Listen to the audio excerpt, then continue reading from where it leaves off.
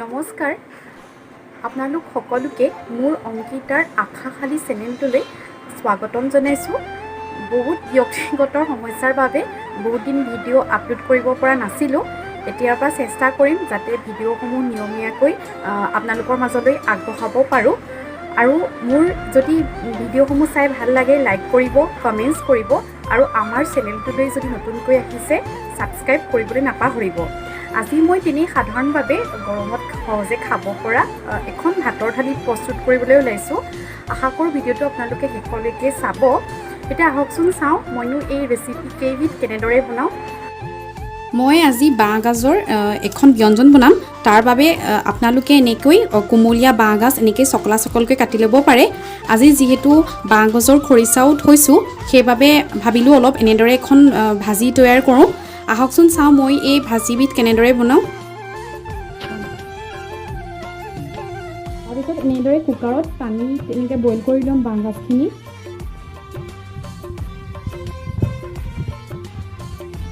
বাঁহগাজখিনি এনেদৰে বইল হ'বলৈ দিম, কমেও ৩-৪টামান চিটি আহিবলৈ দিম। লগতে অলপ নিমখ ইয়াত যোগ কৰি দিছোঁ।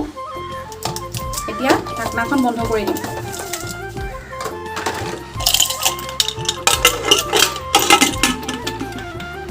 মই ইয়াতে আলু কেইপিচমানো যোগ কৰি দিছোঁ। আপোনালোকে আৰু যদি সৰহকৈ খাই আলু ব্যৱহাৰ কৰিব পাৰে। মই পাহৰি গৈছিলোঁ, এতিয়া মনত পৰিলে এনেকৈ দি দিছোঁ। আনফালে মই এখন কচু আৰু মাছৰ মাথাৰ সৈতে ভাজি তৈয়াৰ কৰিম।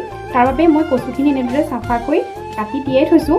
অৱশ্যে কাটি পেলাই তিয়াই থ'লে তাৰ গুণাগুণটো নাইকিয়া হৈ যায় বুলি কয়, কিন্তু এতিয়া উপায় নাই যিহেতু বজাৰৰ পৰা কিনি আনিছোঁ। এতিয়া ভালকৈ এইখিনি পৰিষ্কাৰ কৰি ধুই থোৱাই হৈছে। এতিয়া মই কচু আৰু মাছৰ মাথাৰ এখন ভাজি বনাম। মই এতিয়া কেৰাহীখন গৰম হ'বলৈ জুইৰ ওপৰত তুলি দিলোঁৱেই। আনফালে মই এয়া আনফালে মই এয়া আপোনাৰ বাঁহগাজ বইল কৰিছোঁ। এতিয়া মই কেৰাহীখন গৰম হ'বলৈ দিছোঁ। আৰু মই কি বস্তু ব্যৱহাৰ কৰিম লগে লগে বনোৱাৰ লগে লগে দেখুৱাই যাম। এতিয়া মই ইয়াত তেল দিছোঁ।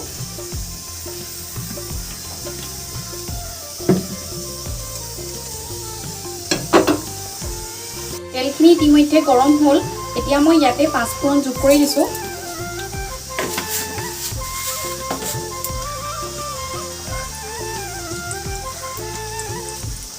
লগতে এটা শুকান জলকীয়া দিছোঁ।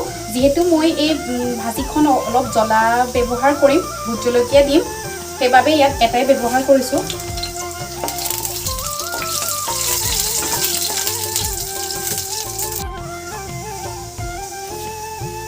এতিয়া মই ইয়াতে পিঁয়াজ আৰু অলপ নহৰু আদা কুটিলেই লৈছিলোঁ, খুন্দনাত এনেকৈ ব্যৱহাৰ কৰিছোঁ।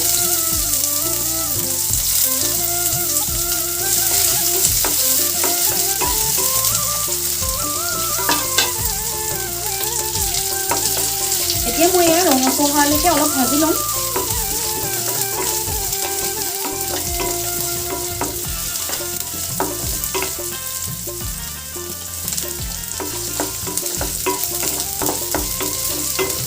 ভোট জলকীয়াখিনি এতিয়া ব্যৱহাৰ নকৰোঁ, যেতিয়া কচুখিনি অলপ গলিব তেতিয়াহে ব্যৱহাৰ কৰিম। আপোনালোকে ইচ্ছা কৰিলে তেলতো ব্যৱহাৰ কৰিব পাৰে। ইতিমধ্যে পিঁয়াজ, নহৰু, আদাখিনি ভজা হৈ গ'ল। এতিয়া মই ইয়াতে কচুখিনি যোগ কৰি দিছোঁ। কচুখিনি মোৰ চুবলৈও ভয় লাগে, খজুৱাই বুলি।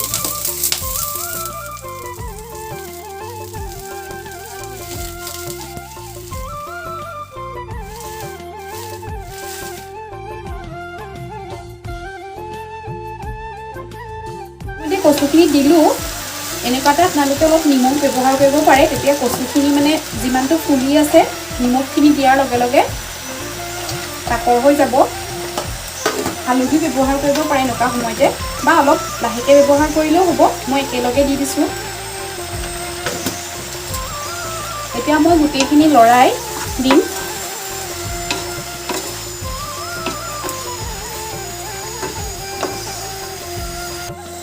এতিয়া মই ঢাকনাখন ব্যৱহাৰ কৰি দিছোঁ। মাজে মাজে চব্জিখিনি চাই আছোঁ। এতিয়া মই লৰাই দিম। দেখা পাইছেই নিমখখিনি দিয়াৰ পাছত যথেষ্টখিনি গলি গ'ল। এতিয়া মই ইয়াতে কাটি লোৱা ভোট জলকীয়া ব্যৱহাৰ কৰিম।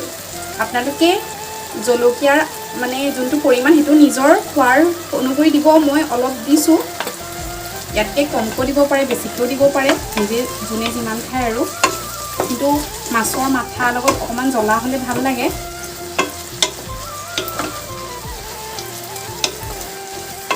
এতিয়া মই গেছটো মিডিয়াম ফ্লেমত থৈ আকৌ ঢাকোন বন্ধ কৰি অলপ সময় এনেদৰে লৰাই লৰাই ভাজি থাকিম। আনফালে মোৰ এয়া বাঁহগাজ বইল হৈ গ'ল। এতিয়া মই ইয়াতে মাছৰ মাথা যোগ কৰি দিম। মাথাখিনি ইতিমধ্যে ভাজি থোৱাই আছিলে।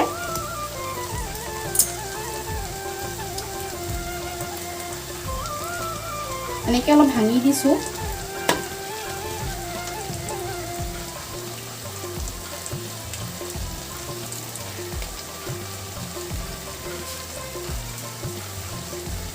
এতিয়া মই লৰাই পেলাই দিছোঁ গোটেইখিনি।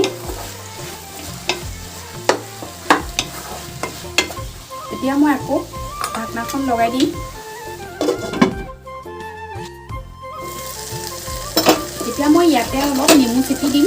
আপোনালোকে ইচ্ছা কৰিলে বিলাহী দিব পাৰে, যাতে মানে নখজুৱাই। কিছুমান আকৌ কচু থাকে বৰ খজুৱাই যে, সেইবাবে টেঙাটো ব্যৱহাৰ কৰা হয়। আৰু অলপ টেঙা নিচিনা হ'লে গৰমত খায়ো ভাল লাগে। আৰু লগতে মই অকণমান পানী যোগ কৰি দিছোঁ। এতিয়া মই পানীখিনি দি পেলাই জুলীয়া নকৰোঁ, থুপথুপীয়া কৰিম।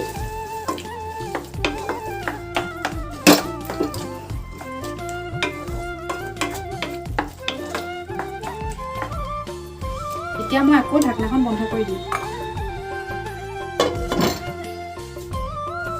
কচুৰ ভাজিখন ইতিমধ্যে তৈয়াৰ হৈ গ'ল। পানীখিনিও শুকাই গ'ল, দেখা পাইছেই। এতিয়া মই ভাজিখিনি কাঢ়ি লওঁ।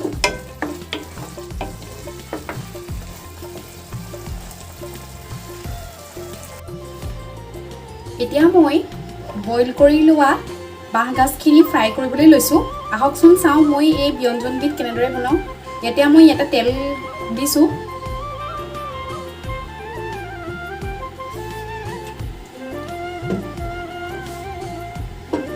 কেৰাহীখন গৰম হৈছে, এয়া দেখা পাইছে। বাঁহগাজখিনি ৩-৪টা হুইচেল মৰাৰ পাছত এনেকুৱা ধৰণৰ হৈছে, কোমল হৈ গৈছে পুৰা। এনেকৈ পিটিকি দিলে ভাং খাই গৈছে। আৰু যিহেতু কুমলীয়া বাঁহগাজো, ইয়াতে মই গোটা জিৰা ব্যৱহাৰ কৰিছোঁ।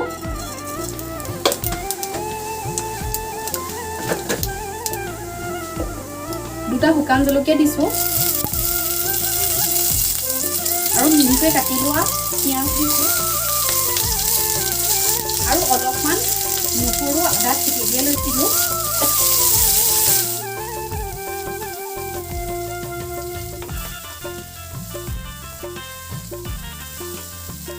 পিঁয়াজ আদা নহৰুখিনি ভজা হৈ গ'ল। এইখিনি বেছি দেৰি ভাজিব নালাগে, অলপ মানে কেঁচা নিচিনা অকণমান থাকিব লাগে ভাৱটো।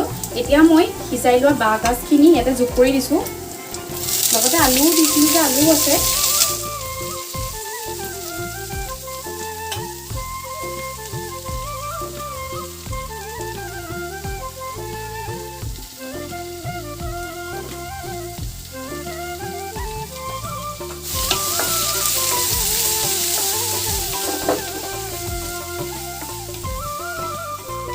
এবাৰ বনাই খাই চাবচোন, খাই বহুত ভাল লাগে। এতিয়া আপোনালোকে ইয়াত পৰিমাণ অনুসৰি নিমখ হালধি যোগ কৰিব। যিহেতু নিমখ আগতে ব্যৱহাৰ কৰি থোৱা আছিলে, সিজাওঁতে দিছিলোঁ মই, সেইবাবে এতিয়া নিমখৰ পৰিমাণটো অলপ কমকৈ ব্যৱহাৰ কৰিছোঁ। আপোনালোকে পৰিমাণটো চাই ল'ব। লগতে হালধি ব্যৱহাৰ কৰিছোঁ। আপোনালোকে যদি ইচ্ছা কৰে, খাই ভাল পায়, তেতিয়াহ'লে এনেকুৱা সময়ত অকণমান গৰম মছলা ব্যৱহাৰ কৰিব পাৰে। আৰু লগতে মই এটা কাটি থোৱা পকা জলকীয়া ব্যৱহাৰ কৰিছোঁ। আপোনালোকে যদি জলকীয়া খাই ভাল পায়, জলকীয়া দিব পাৰে সৰহকৈ।